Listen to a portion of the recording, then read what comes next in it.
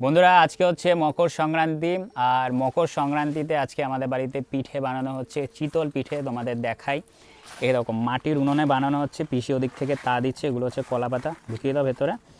আর এ হচ্ছে মাটির সরাতে হচ্ছে তোমার চিতল পিঠে, দেখো ভাপে তৈরি হচ্ছে। বাবা কি ধোয়া, কি মা এখনই যাচ্ছিল আমার হাতটা, এখনই গোবিন্দায় নমনম হয়ে যাচ্ছিল হাতে পুড়ে।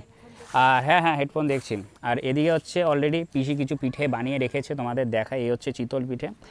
আর এই চিতল পিঠে কিন্তু গুড় দিয়ে খেলে কিন্তু তার স্বাদ কিন্তু দ্বিগুণ হয়ে যায়। তো চলো একটা ট্রাই করা যাক। হেভি সুন্দর। খেজুরের গুড় পাওনি পিসি? খেজুরের গুড় ভাই পাইনি। কত এখন চলছে কেজি? 400 টাকা, মানে 1 কেজি খেজুরের গুড়ের দাম। তো আজকে বাড়িতে খাচ্ছি পিঠে।